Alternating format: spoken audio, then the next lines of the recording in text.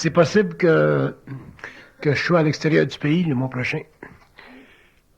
Mais d'une manière ou d'une autre, quand le temps arrive pour les conférences publiques, assurez-vous de toujours appeler au numéro de Madame Bouchard pour ne pas venir ici pour rien si je devais être absent.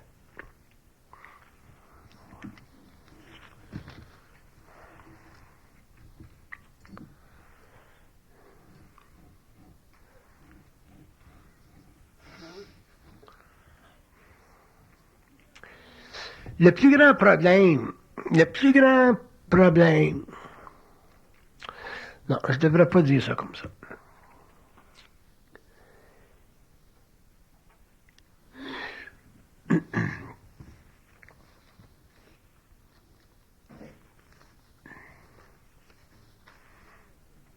La plus grande inquiétude qu'une personne comme moi peut avoir face à l'instruction, ainsi de suite, c'est la spiritualité des gens. La majorité du public, le grand public en général, les gens qui sont venus à mes séminaires, les gens qui me connaissent depuis des années, j'ai pas tellement d'inquiétude avec ces gens-là parce que ce sont des gens qui sont psychologiquement stables. Mais dans le public, il y a beaucoup d'individus qui viennent à des conférences, telles que celle-ci. Puis, ce sont de bonnes personnes. Par contre, ce sont des personnes qui sont extrêmement spiritualisées. Puis, un être qui est très spiritualisé et qui vient en contact avec des données aussi froides que celles que j'expose, risque, dans un avenir quelconque, de débalancer leur corps subtil.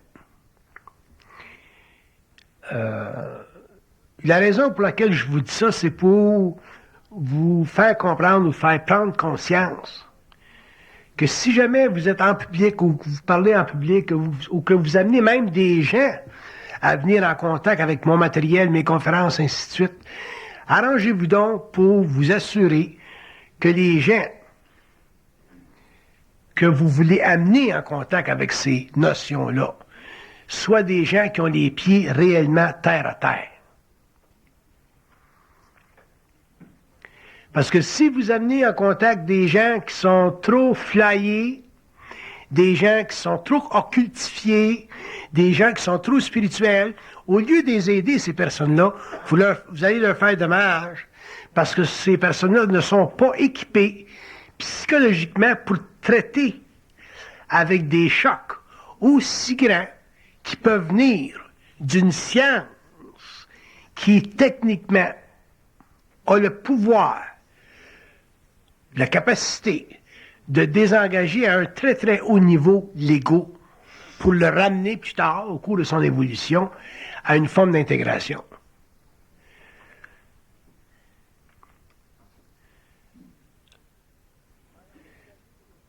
Pendant des années, je reçois de la malle, je reçois des lettres, je reçois des commentaires de personnes qui ne devraient jamais être en contact avec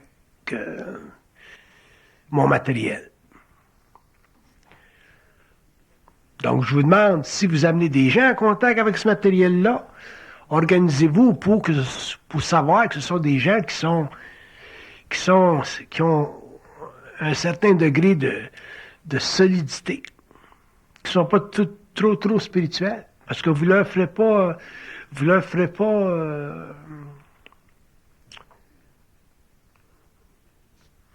n'allez pas les aider.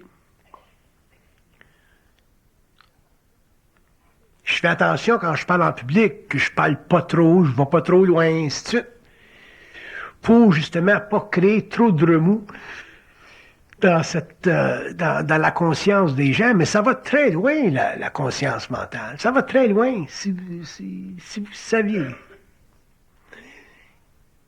ce que ça peut faire. ce que ça peut engendrer, ainsi de suite. Donc, si ça engendre des états de manière créative, c'est bon. Ça devrait être comme ça. Mais si c'est trop fort ou si c'est trop dérangeant pour des individus, c'est mieux que ces individus-là soient à l'écart ou se gardent à l'écart de ce matériel-là.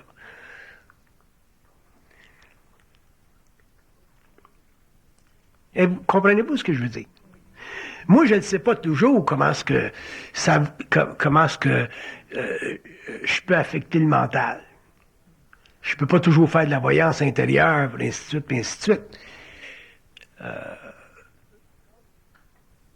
Par contre, il y a des gens qui sont très affectés par ce matériel-là, ou il y a des gens qui sont nouveaux et qui viennent vers ce matériel-là. Puis ces gens-là ne devraient pas être là. En général, j'avise ma secrétaire parce que j'ai spot ces gens-là. J'avise ma secrétaire, puis je dis, bon ben, arrange-toi pour que ces gens-là viennent jamais dans mes séminaires, et ainsi de suite. D'un autre côté, je ne peux pas empêcher les gens de venir à mes conférences. Mais de temps en temps, il faut que je mette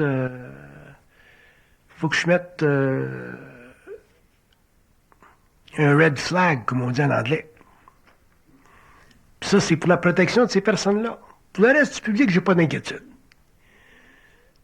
J'ai du public qui me suit depuis des années de temps, puis les gens grandissent avec ce matériel-là. Il y a des gens qui sont réellement affectés, puis ces gens-là devraient être gardés à l'écart. Puis ça revient à ce que je disais tout à l'heure, la fameuse conscience spirituelle. Peut-être que ça vous arrive pas, vous autres, mais il y a du monde. Dans la province de Québec, en France, tout partout, il y a des gens qui ont des contacts spirituels. Puis, ces contacts-là sont très astralisés, donc les gens se font dire dans leur tête que c'est le Christ qui leur parle, ou c'est la Sainte Vierge qui leur parle, ou c'est Saint Jean-Baptiste qui leur parle. C'est autre chose. Il y en a d'autres, c'est des extraterrestres qui leur parlent. S'il faudrait que j'écrive un livre sur toutes les lettres que j'ai reçues depuis 25 ans, ça serait un best-seller. C'est incroyable, les histoires. Fait que le degré de naïveté de l'homme par rapport à leur culte ou à l'invisible est très grand. Puis c'est bien important pour nous autres, surtout les gens qui sont en public, des gens qui écrivent des livres, des gens qui sont conférenciers, parce qu'il y a certainement des gens qui éventuellement vont en arriver à vouloir exprimer ce qu'ils savent. Et sachez toujours, prenez toujours conscience qu'il y a des gens qui sont extrêmement vulnérables à ce matériel-là. Du bon monde, des gens très religieux, très spirituels. C'est pas du matériel qui,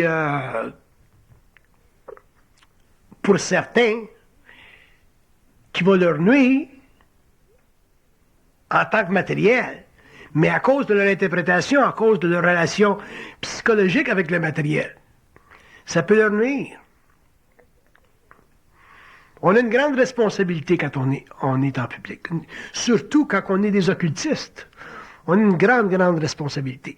Moi, je pourrais vous dire qu'au cours de toutes les années où j'ai été en public, la seule inquiétude que j'ai eue par rapport au public, c'était cette inquiétude-là. J'ai été obligé, moi, d'aller dans des hôpitaux psychiatriques pour récupérer des gens. Surtout au début, là. Fait que l'homme doit être protégé, l'homme ne doit pas subir trop de chocs, parce que l'homme n'est pas équipé mentalement pour traiter avec l'occulte.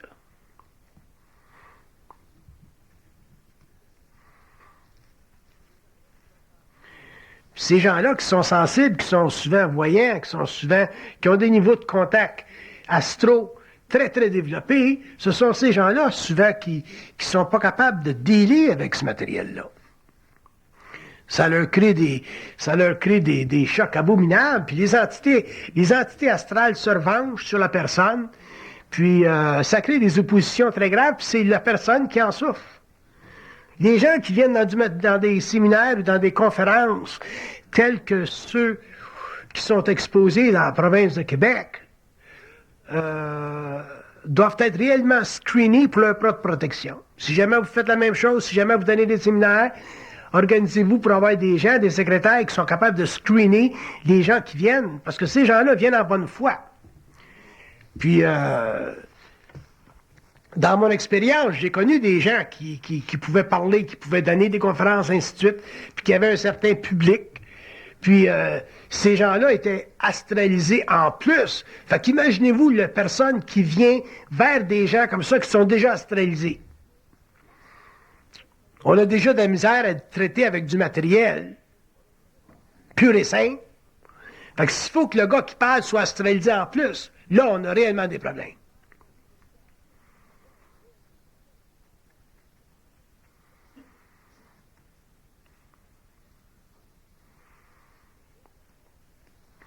Les occultistes ou les gens qui sont qui expriment à un certain niveau quelconque les sciences occultes doivent, en prime abord, protéger ceux qui viennent vers eux autres.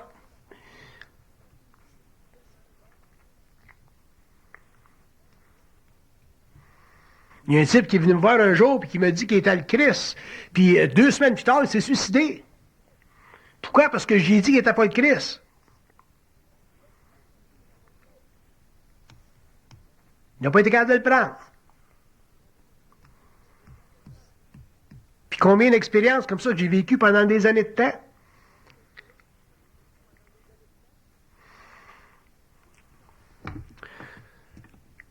Tout ça, pour dire que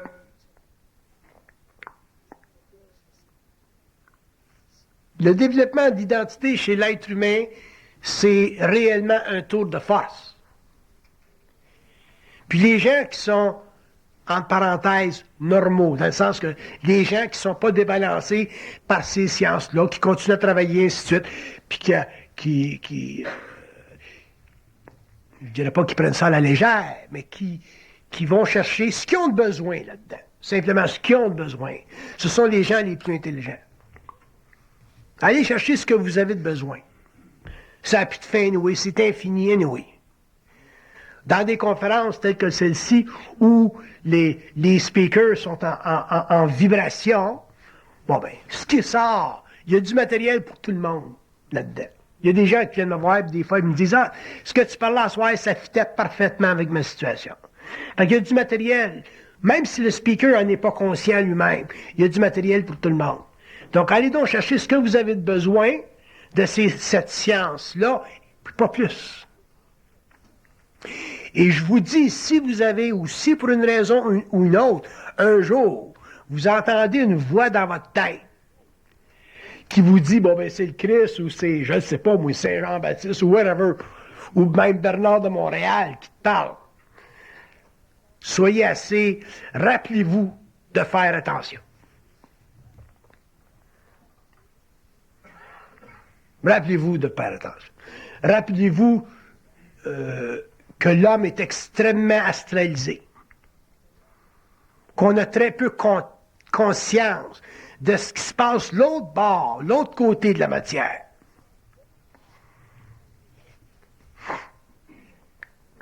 Protégez-vous en tant qu'individu. J'aime mieux un homme j'aime mieux un homme qui doute de ce qui peut être dit qu'un homme qui croit trop à ce qui peut être dit. Au moins, un homme qui doute, ben, c'est une protection pour lui. Avec le temps, le doute va diminuer, puis il rentrera plus globalement dans sa conscience, dans sa sensibilité, dans ses perceptions personnelles. Mais un homme, là, qui est une personne qui est trop gung-ho, là, puis qui en mange trop de ce matériel-là, ça peut être très dangereux, très grave pour vous autres. Donc, c'est à vous autres de vous protéger.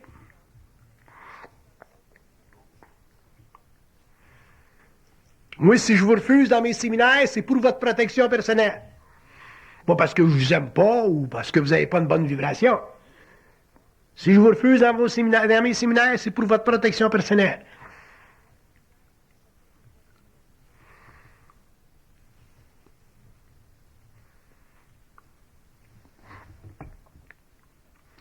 Je vous dirais même que je déteste mon travail.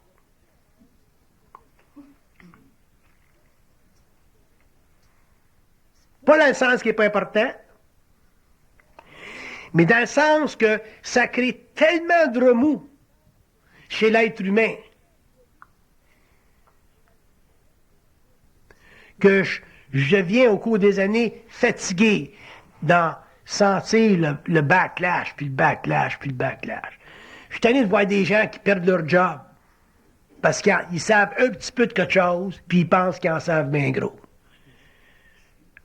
Je suis tanné de voir des gens qui sont plus capables de fonctionner en société parce qu'ils ont l'impression d'avoir appris quelque chose que personne d'autre sait.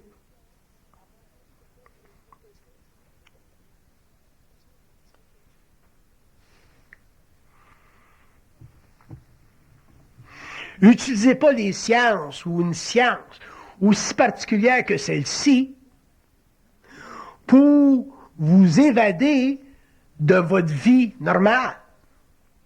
Parce qu'un jour, d'une manière ou d'une autre, vous allez être obligé de revenir dans une vie normale.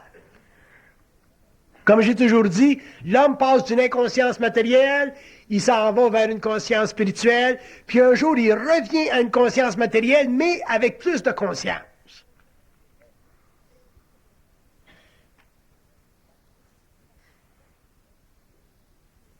Parce que c'est pas les plans qui vont vous donner du steak pour mettre ça à la table, puis de l'argent pour prendre soin de votre famille. C'est pas les plans qui vont vous donner une job.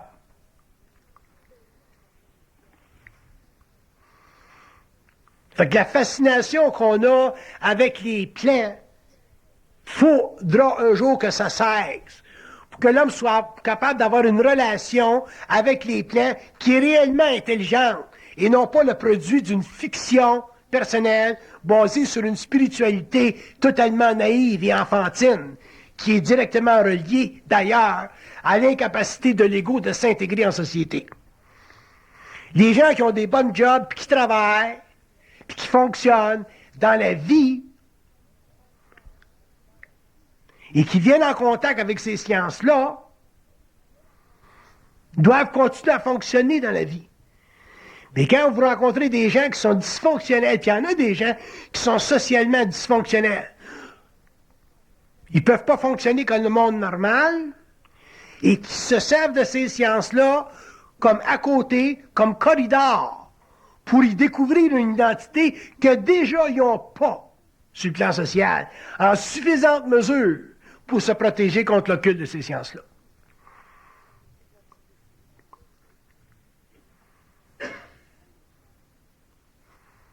Le jour où je vais arrêter de donner des conférences en public, je vais être un homme très, très, très content, très heureux.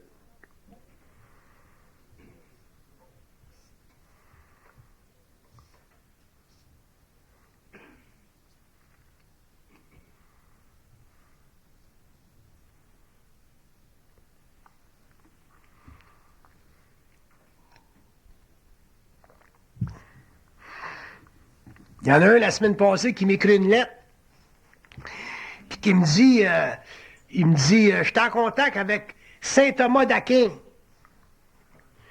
J'ai dit, qu'est-ce qu'il t'a dit? Il me dit que j'étais un initié puis un fils de la lumière. Puis j'ai dit, t'as pas dit d'autre chose? Oui, il dit oui. Mais il dit, je voudrais pas vous le dire. Mais j'ai dit, si tu me le dis pas, je vais lui demander, puis il va me le dire. Fait qu'il dit, vous pouvez y parler, vous aussi. Il était tout surpris. Une semaine plus tard, je reçois une lettre. Il me dit, Monsieur Bernard, on est fusionnés tous les deux.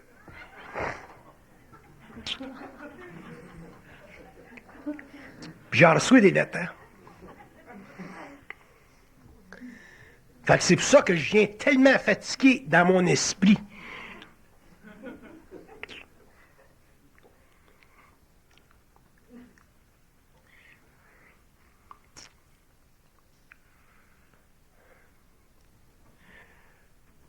C'est rien que ça qui me retient de parler en public, puis de réellement me laisser aller comme je pourrais faire quand je parle en privé. C'est rien que ça qui me retient. Parce que je peux pas me permettre de créer trop crée trop de conditions pour que des gens, manquant de maturité et interprétant ma parole, se divisent en deux. Perdent leur identité. C'est évident qu'il y a des choses intéressantes à parler quand on a une certaine conscience. Il y a des choses intéressantes à étudier. Il y a des niveaux de vie, des phénomènes. Parce que maintenant, on a, à travers cette communication avec le plan mental, on a accès on a accès à n'importe quoi. On peut comprendre la nature humaine, on peut comprendre le phénomène de l'ego, on peut comprendre le phénomène de la pensée, de la conscience, ainsi de suite, ainsi de suite. On peut étudier les plans matériaux comme les plans immatériaux. Par contre, il faut qu'on soit capable de demeurer sur le plan matériel fonctionnel. Sinon, ça donne quoi? Ça donne absolument rien. J'ai écrit un livre en anglais pour les Américains là, qui va sortir bientôt, là, vous allez en entendre parler. Ça a une vibration totalement différente des livres français que j'ai écrits pour vous autres. C'est totalement différent. C'est une autre vibration. Puis pourquoi est-ce que je l'écris comme ça? Parce que c'est la seule façon pour les Américains de recevoir le matériel. Si j'écris un jour un livre pour les Italiens ou pour les Allemands ou pour les Japonais, whatever it is, ça va être la même chose. Tu es obligé d'écrire en fonction du psyché collectif. Les livres que j'écris pour le Québec, je les écris dans un langage simple, que le Québécois peut comprendre. Je ne l'écris pas dans une thématique française de la Sorbonne.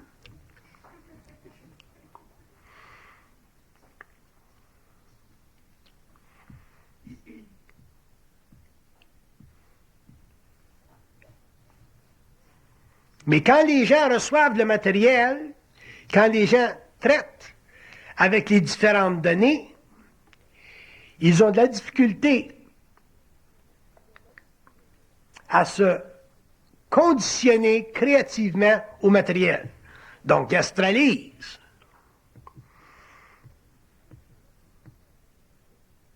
Il y a des domaines extrêmement intéressants au niveau de l'occulte où on peut réellement parler et avancer dans cette science-là. Dans le domaine des religions, par exemple. Mais parler des religions, expliquer le côté évolutionnaire nécessaire des religions, c'est très délicat. Pourquoi? Parce qu'il y a énormément de personnes qui sont rattachées dans leur expérience à ces religions-là et tu ne peux pas bousculer leurs croyances.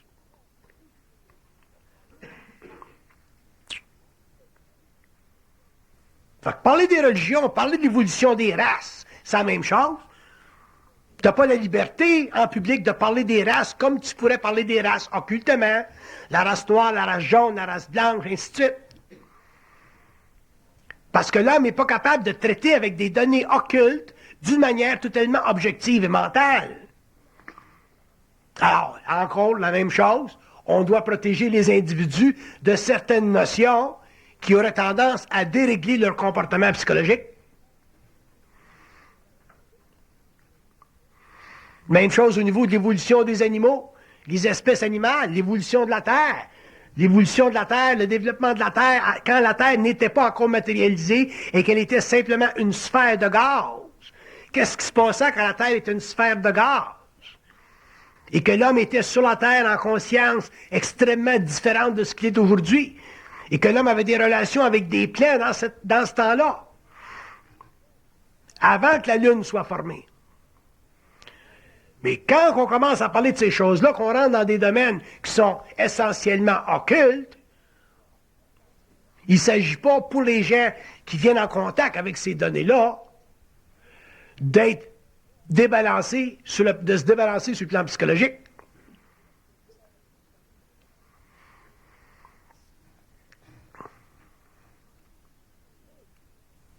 Vous découvrirez un jour que la parole chez un être conscient, c'est-à-dire chez un être qui a la capacité de se mettre en vibration mentale, c'est un instrument d'étude, c'est un instrument de mesure et c'est un outil d'entrée dans la mémoire cosmique. Autrement dit, un homme qui est en vibration peut, en se mettant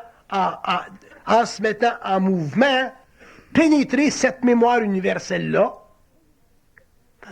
En pénétrant la mémoire universelle, il fait vibrer le mental humain, il met en mouvement des vibrations spirituelles, parce que l'homme est encore un être spirituel, et automatiquement, il crée dans la psyché de l'homme une division entre son être matériel et son être systémique. Et cette division-là, si elle n'est pas contenue, elle crée une fracture de la personnalité, et finalement, l'homme ne peut plus, sur le plan matériel, en société, fonctionner normalement.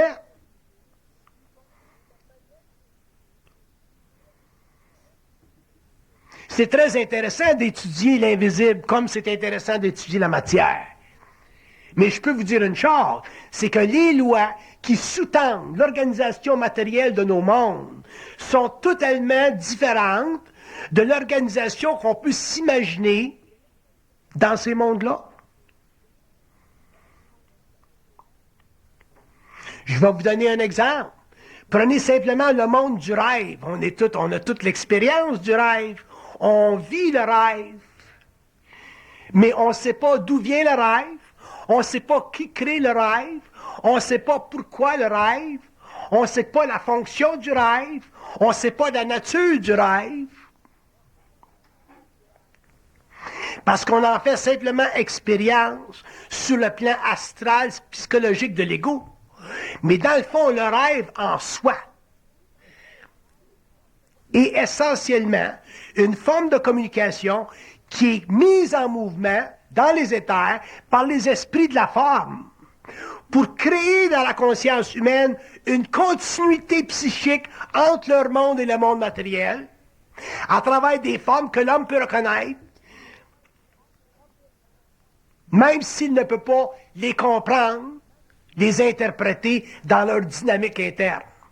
Vous en avez beaucoup de rêves que vous ne pouvez pas comprendre, des rêves qui sont totalement topsy-turvy, des rêves qui n'ont ni queue ni tête, comme vous dites. Pourtant, ces rêves-là ont une signification. Ils ont un message, ils ont une dynamique interne, mais cette dynamique interne-là, elle est mise en mouvement par des esprits de la forme, qui sont quoi? Qui sont des êtres travaillant en étroite relation avec ce qu'on appelle l'ajusteur de pensée. Donc, ces êtres-là fournissent à l'ajusteur de pensée l'énergie nécessaire pour que lui puisse ensuite la déplacer, cette énergie-là, vers l'homme et créer ce qu'on appelle le rêve. Mais aujourd'hui, la façon dont on rêve, quand on dort, c'est simplement c'est une façon très minimisée de ce que la conscience humaine était avant la matérialisation physique de la Terre, mais sur le plan de l'énergie. Autrement dit, quand on rêve aujourd'hui, on vit l'expérience d'une humanité qui était en évolution, en mouvement, sur la Terre, quand la Terre était dans un état gazeux, avant sa condensation, avant sa matérialisation. Donc, il y a une relation étroite entre le rêve aujourd'hui que l'homme vit et la mémoire extrêmement vaste, profonde dans le temps, de la même race, avant la minéralisation du globe. Et la raison pour laquelle le rêve existe, c'est pour créer une continuité entre une humanité qui est déjà finie dans son expérience, avec l'humanité aujourd'hui qui est présente sur le plan matériel, et au cours de l'évolution, dans les milliers et les millions d'années qui viendront, lorsque l'homme aura laissé la Terre et sera parti sur d'autres planètes, les êtres qui seront en mouvement d'expérience dans ce temps-là rêveront, autrement dit, vivront le contact avec l'humanité d'aujourd'hui à travers des formes de rêve, mais qui seront simplement différentes parce que le temps aura évolué. Donc, quand vous vivez des rêves qui sont réellement incompréhensibles, ce que vous vivez, c'est une mémoire de race qui est encryptée dans la forme et qui ne sert pas à votre compréhension ou à votre constat psychologique. Ça sert à créer une continuité de conscience entre des êtres incarnés et des êtres qui, dans le temps, étaient en mouvement morontiel. Il y a une continuité dans l'évolution de l'humanité. Et si cette continuité n'existait pas, s'il n'y avait pas de lien entre l'ancienne humanité qui mène à votre concept du subconscient, s'il n'y avait pas de lien entre l'ancienne humanité et l'humanité d'aujourd'hui à travers le rêve, l'homme serait incapable de penser. C'est le rêve qui permet à l'homme de penser, parce que le rêve est la fondation vibratoire d'une conscience qui sert à donner à l'humain aujourd'hui une réflexion de sa conscience passée. C'est dans ce sens-là que l'histoire se refait tout le temps. Même si la modalité change, l'histoire se refait tout le temps. On retrouve dans le présent le passé, comme on retrouvera un jour dans le futur le présent. Mais ça nous donne quoi à nous autres sur le plan psychologique? Ça nous amène à quoi sur le plan psychologique? Il ne s'agit pas pour l'homme de comprendre, d'étudier tous ses rêves. Mais il s'agit pour l'homme d'en arriver dans le rêve à être libre. Et quand un homme est libre dans le rêve, il est libre de la conscience de la race. Il est libre de la mémoire de la race. Et à ce moment-là, son rêve cesse d'être astral et il vit l'expérience sur le plan d'une conscience mentale. Et à ce moment-là, l'homme peut décider, dans ce qu'on appelle le rêve, de se déplacer à volonté pour établir des relations au niveau de la femme qui lui conviennent en tant que conscience. Ça, c'est le début de la conscience éthérique de l'homme et c'est le début de sa capacité de s'affranchir de la mémoire de l'humanité.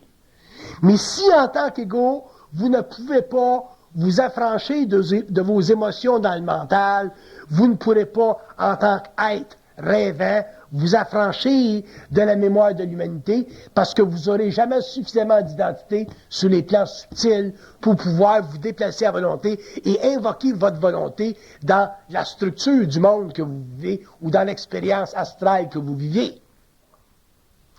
Tout ça pour dire quoi? Pour dire simplement que dans la mesure où l'homme en arrive à intégrer son énergie, son expérience matérielle avec son expérience dite spirituelle ou occulte, l'homme en arrive à pouvoir se déposséder des rêves et de visiter des mondes en conscience éthérique au lieu de les visiter en conscience astrale, c'est-à-dire dans une expérience endormie. Si vous n'êtes pas capable sur le plan humain de vous instruire de votre réalité, toujours, à tous les moments, parce que vous n'avez pas suffisamment intégré votre énergie pour vous donner le pouvoir de la parole et d'expression, à ce moment-là, vous êtes simplement forcé à vivre votre conscience de manière réfléchie et de ne jamais pouvoir, dans la vie, réellement connaître vos besoins. À ce moment-là, vos rêves deviennent des indicateurs, des mesures de votre impuissance, au lieu que vos rêves deviennent des champs d'expression aussi vivants, aussi vibrants que vous pouvez vous exprimer sur le plan matériel. Fait que quand vos rêves cesseront d'être l'expression d'un manque d'affinité avec votre conscience sur le plan matériel, vous rêverez plus de la même manière, vous rêverez plus de la même façon, et éventuellement, vous aurez réellement conscience sur les autres plans de ce que vous êtes, parce que vous aurez eu conscience sur le plan matériel de ce que vous êtes. Fait que le rêve, pour l'homme, devrait être une mesure de sa conscience dans la matérialité, au lieu d'être une démesure de son inconscience dans la matérialité.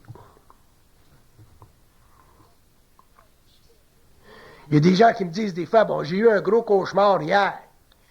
Je leur dis tout le temps, un cauchemar, c'est toujours bon.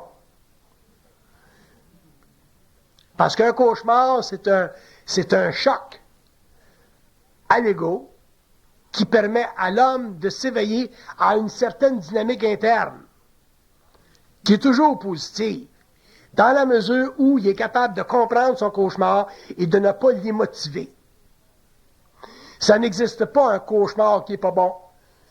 Parce que quand vous vivez des cauchemars, vous vivez des états astraux qui sont extrêmement pénétrants et qui se fondent avec votre conscience éthérique. C'est pour ça que les cauchemars restent imprimés dans votre conscience et que vous avez l'impression d'avoir vécu quelque chose de réel.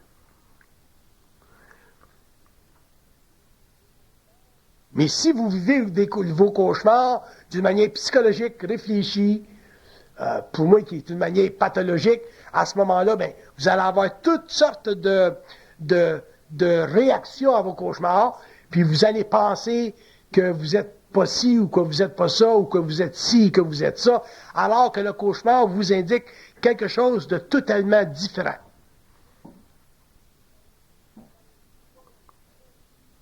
Pendant l'évolution, on a toujours cru que nos cauchemars étaient négatifs. Puis dans l'évolution, on comprendra que nos cauchemars sont réellement des éléments révélateurs de notre conscience et qu'ils représentent une nouvelle dynamique de notre esprit, dans la mesure où l'ego est capable d'intégrer cette énergie-là.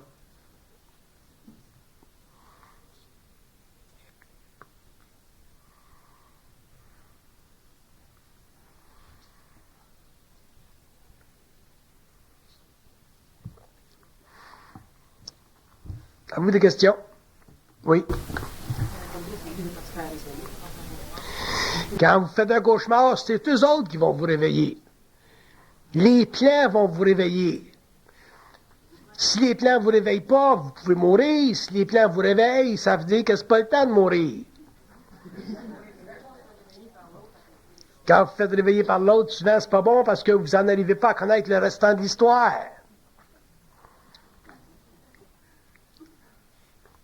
Question? Oui. Oui.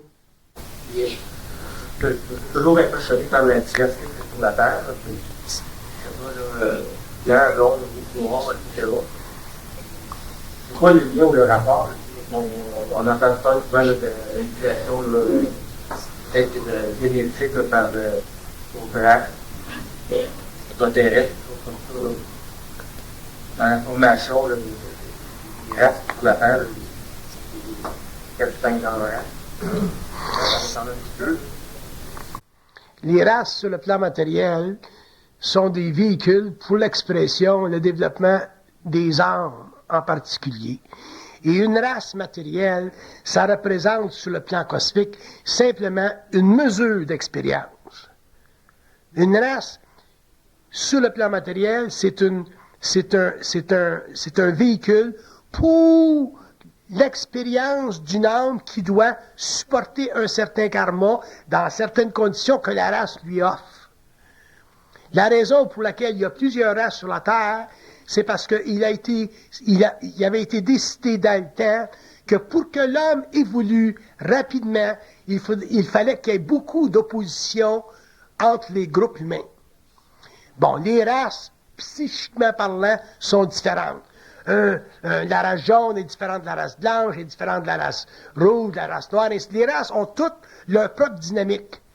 Puis ces oppositions-là, dans l'évolution d'une planète, ça crée énormément d'égrégores. Et ces égrégores-là servent à l'expérience des âmes. C'est la seule raison pour laquelle il y a des races.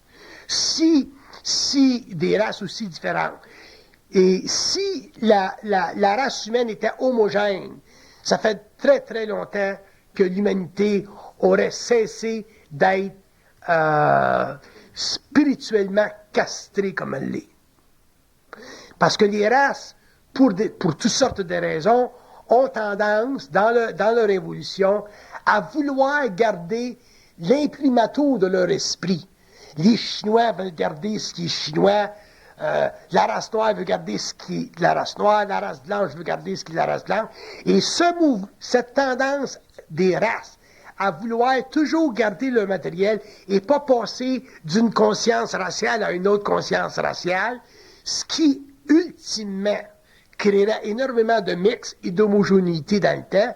C'est ça qui crée les conflits sur la Terre et c'est pour ça que l'évolution, en relation avec les différentes races, elle est contrôlée par différents rayons. La race jaune est contrôlée par un rayon, la race noire par un rayon, la race blanche par un rayon. Et ces rayons-là sont tous des rayons universels, ce sont tous des rayons cosmiques, mais ils ont différents appointements. La race jaune sur la Terre, elle a un appointement. La race noire sur la Terre, elle a un appointement. La race blanche, elle a un appointement. Puis, l'étude de ces appointements-là, si on le faisait en profondeur, on comprendrait pourquoi les races sur la Terre ne peuvent pas rapidement se dissocier de leur karma. On comprendrait pourquoi les races sur la Terre, sur le plan psychique, sont totalement différentes des autres. On comprendrait aussi que les races terrestres ont pour fonction karmique de diviser les âmes pour que les âmes puissent évoluer et retrouver leur universalité à travers la diversité. Ça équivaut un petit peu à la conscientisation de l'ego. Un être conscient, un ego conscient, par exemple, ne sentirait pas. Si vous aviez un homme de la race noire, un homme de la race jaune, un homme de la race blanche, ainsi de suite, conscient, vous ne sentiriez pas la diversité des races. Parce que la conscience serait suprême, en suprématie. La conscience ne créerait pas les reflets d'égrégores que l'homme inconscient fait. Et à ce moment-là, dans le temps, les races disparaîtraient parce que l'homme conscient en arriverait éventuellement à substituer son expérience karmique pour une expérience cosmique. Il passerait du plan matériel directement au plan éthérique. Fait que les races de la Terre font partie du plan d'évolution de la Terre. Qu'on aime ça ou qu'on n'aime pas ça, ça dépend des positions qu'on a par rapport à l'évolution systémique, puis les grandes politiques de développement et d'évolution que les intelligences sur les autres plans ont voulu attribuer à notre planète. Par contre, ça crée beaucoup de problèmes. La Terre, c'est réellement une école, puis la Terre est en quarantaine. L'homme a très peu de moyens aujourd'hui, en tout cas jusqu'à aujourd'hui, pour réellement comprendre le phénomène humain et surtout pour comprendre l'évolution planétaire à tous les niveaux. Mais quand même on expliquerait l'évolution de l'humanité à partir du temps où la Terre était dans un état gazeux, puis qu'il y avait des entités cosmiques qui partaient des plans, qui s'en venaient vers la Terre, et qui éventuellement ils ont laissé ça pour retourner simplement sur les plans de la Lune, pour favoriser une création dans ce plan lunaire-là d'un égrégore suffisamment puissant pour permettre la génétique humaine plus tard. Ça ne donne rien de savoir ça. Parce que c'est trop loin de notre capacité investigatrice. On a de la misère à comprendre la nature de la génétique de l'homme. On a de la misère à comprendre qu'est-ce que c'est qui détermine les structures génétiques de l'être humain ou du monde animal en général. Pourquoi? Parce que il y a des choses auxquelles tu ne peux pas penser. Il y a des choses que tu ne peux pas étudier en labo. Il y a des choses, il faut que tu saches que c'est de même que ça marche. Et après ça, quand tu vas en labo, là, tu peux partir de ce que tu sais. Tandis qu'en labo, on part de rien parce qu'on ne sait rien, puis on est obligé de tester constamment par une méthodologie scientifique le matériel qui est sous éprouvette. C'est un mouvement à l'envers. C'est comme le phénomène de la réincarnation, c'est comme le phénomène de l'avortement, par exemple. Tu ne peux pas arriver... Si tu as une conscience occulte, c'est très, très facile de traiter avec le phénomène de l'avortement. Mais si tu n'as pas une conscience occulte, tu as simplement une conscience psychologique, comme l'homme de l'évolution, c'est pas facile de traiter avec le problème de l'avortement. Fait qu'en ce qui concerne le problème des races, c'est la même chose. Tu commences à traiter avec les problèmes des races aujourd'hui, autrement dit, à expliquer à l'humanité c'est quoi la fonction des différentes races, c'est quoi leurs engagements cosmiques, puis tu vas finir dans le temps avec des problèmes légaux.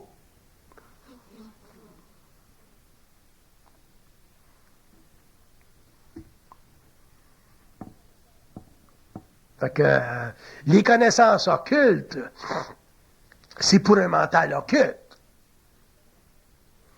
On regarde avec le mouvement d'Hitler durant la Deuxième Guerre mondiale. Il y a combien de personnes aujourd'hui dans le monde, puis des gens qui sont très éduqués en histoire, qui comprennent l'expérience nazie? Très peu. Moi, quand j'en parle à des individus de temps en temps, ils sont tous surpris. Ils n'ont jamais pensé à ça. Ils n'ont jamais fait la connexion. Pourtant, il y avait un bureau de l'occultisme à Berlin. C'est comme si le gouvernement québécois avait un bureau de l'occultisme à Montréal. Tu seras obligé de déduire qu'il y a des gens au niveau du gouvernement qui sont intéressés dans l'occulte. Hein? Mais le monde n'a jamais fait la connexion. L'homme rationnel n'a jamais fait la connexion. Fait que si on commence à parler de l'évolution des races, de leur mandat planétaire, de leur conscience pivotale en ce qui concerne l'évolution systémique de l'humanité, on aurait des problèmes au niveau social, puis on aurait des problèmes au niveau de la gestion de l'information, parce que les gens ont beaucoup trop d'émotions quand il s'agit de parler d'une constante qui leur est personnelle. Tu peux pas arriver à un Chinois puis dire franchement,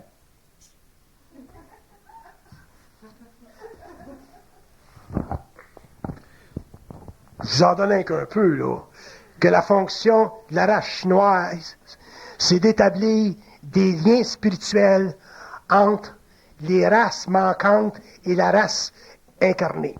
C'est quoi la race manquante? C'est le monde des esprits, ce qu'eux autres appellent les anciens.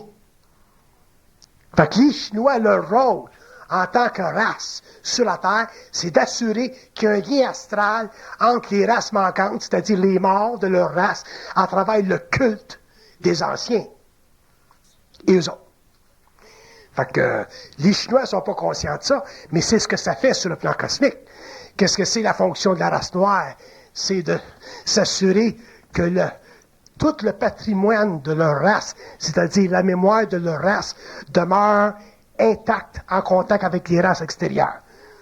Ça veut dire quoi? Ça veut dire que la race noire, dans son mouvement historique, est la race qui est la plus difficile à amener en contact des autres races sans qu'elle perde son identité. Si tu vas, par exemple, si tu vas en Haïti, puis tu parles à des Haïtiens, ainsi de suite, ou à des Ougans haïtiens, ces gens-là vont te dire que la race noire, c'est la race la plus intelligente de la Terre. Et pour eux autres, c'est réel.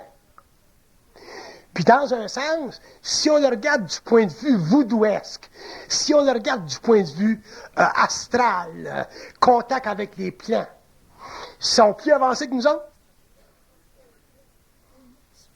Fait que tu vas rencontrer un Ougan haïtien, il est plus avancé que nous autres, les Blancs, en ce qui concerne le trafic avec les plans astraux.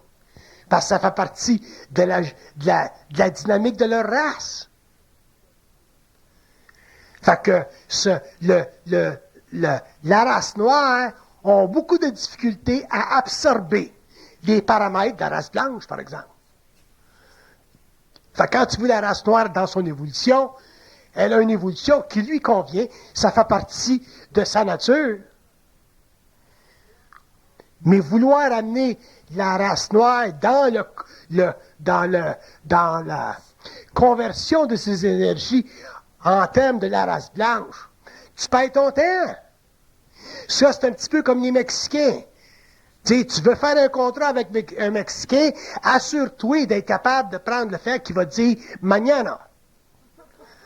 Si tu es capable tu peux pas dire à un Mexicain, bon, ben, on va se rencontrer à 2 heures, là. Ça marche pas de même au Mexique.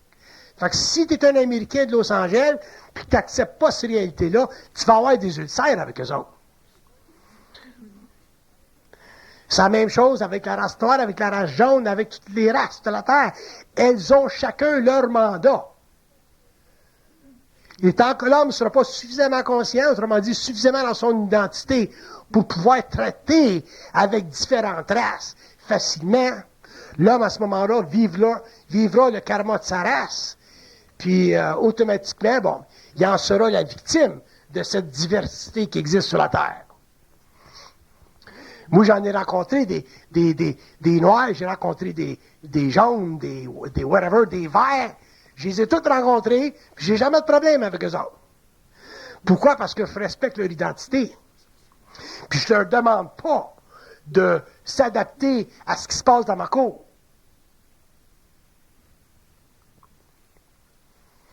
Fait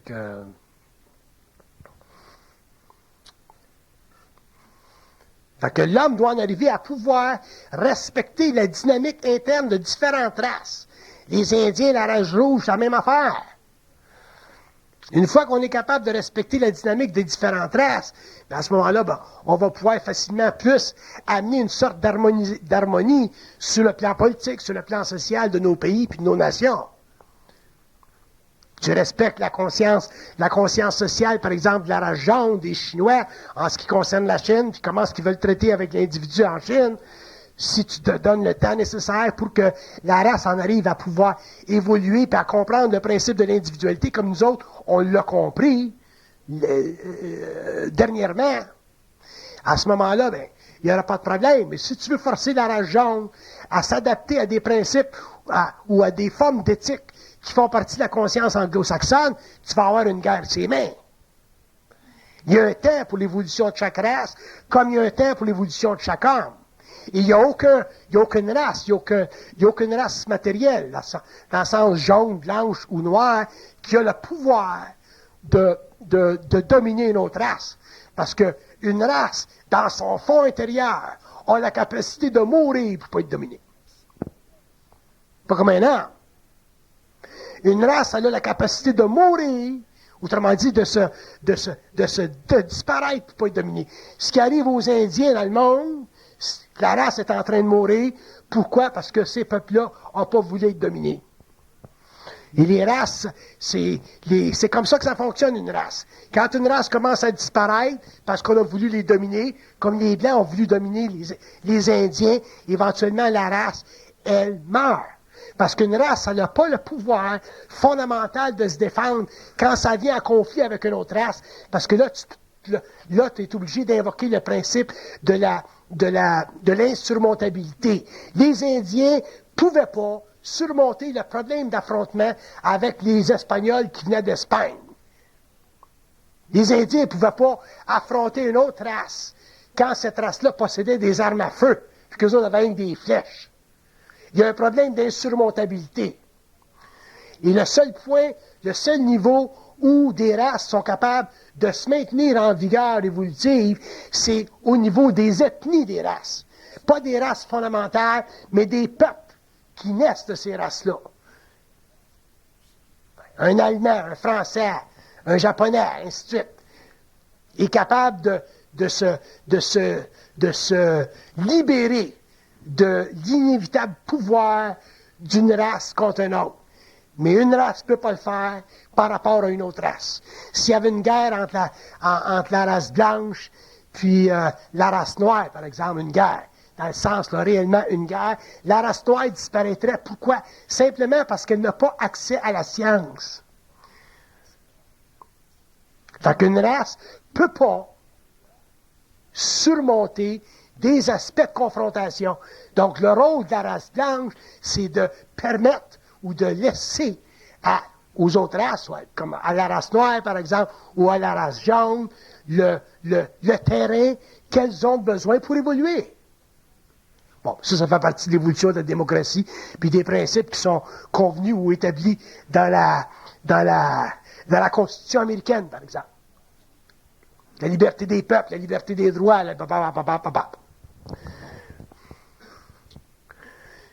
Je pense que je suis rentré là-dedans, là.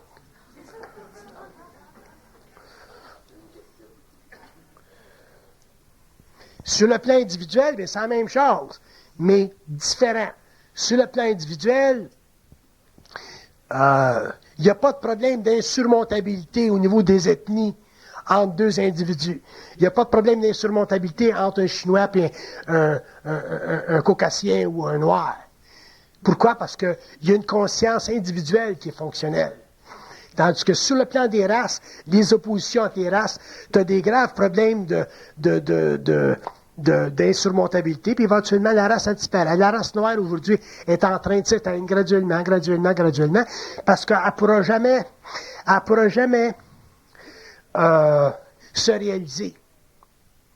Alors que la race noire aujourd'hui se réalise. Tu regardes la race noire, elle évolue, elle se développe, elle prend de l'expansion dans le domaine des arts, dans le domaine de la musique, dans le domaine des sports, ainsi de suite. Ils ont réellement une suprématie là, qui leur convient en tant qu'être génétiquement organisé. Nous autres, on a notre, la race blanche a aussi son domaine dans la structuration de sa conscience mentale en tant que force sociale, au niveau des sciences, par exemple. Le fort de la race blanche, c'est la science. Ce qui a donné à la race blanche la suprématie sur la Terre, dans le sens, quand je dis suprématie, je veux dire sa capacité d'ouvrir des nouveaux terrains, d'aller ailleurs, puis de faire l'expansion des pays, puis de créer des zones nouvelles comme le siège des nations, ça a été la science. Fait que, si vous me demandiez, bon ben, c'est quoi la faiblesse technique d'une race? C'est son absence de science. Une race que la science, elle, automatiquement, développe une supériorité évolutive. Par contre, si c'est une race évoluée, si c'est une grande race, elle doit respecter les autres races qui n'ont pas les mêmes atouts, parce que la configuration évolutive sont différentes. Ça prend une race qui développe la science, comme ça prend une race qui développe telle chose, puis que ça prend une autre race pour développer d'autres choses. On peut pas être à la pointe de tout en même temps.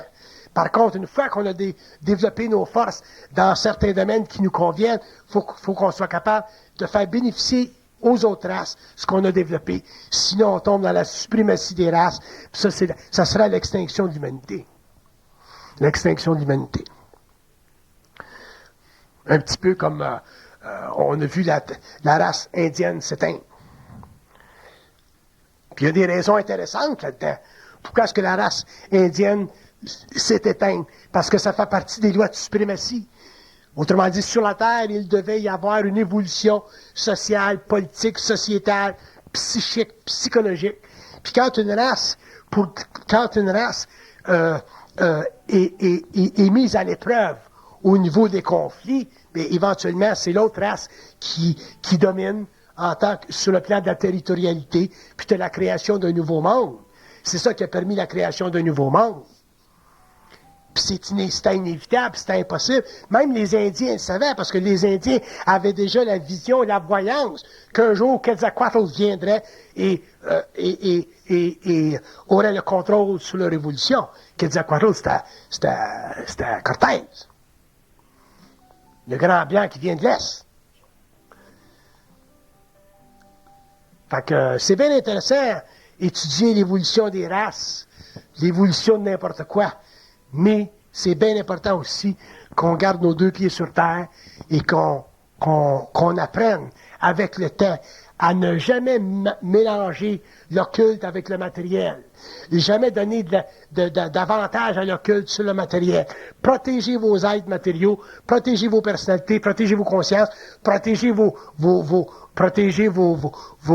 relation avec les sociétés dans lesquelles vous évoluez, parce que vous êtes régi, tant que vous êtes sur le plan matériel, par des lois matérielles. Sinon, ouais, vous allez partir en ballon, puis vous allez vous disconnecter de toute la synergie sociale, puis vous allez finir comme des êtres très, très malheureux, parce que l'homme n'est pas fait pour vivre seul, l'homme est fait pour vivre en relation avec des hommes, dans la mesure où il y a de l'harmonie. S'il n'y en a pas, il est capable de se déplacer physiquement par ailleurs. Puis ce que je reproche aux sciences occultes, puis à tout ce qui est ésotérique dans le monde, c'est que c'est astralisé, puis ça a tendance à nous prédisposer à une alliance avec des plans qui n'ont pour nous autres, qui n'ont pas pour nous autres l'amour qu'on pense en tant qu'être humain, qui n'ont pas pour nous autres l'amour qu'on a nous autres, entre nous autres sur la terre. Les plans n'ont pas d'amour pour l'homme. Le jour où vous allez comprendre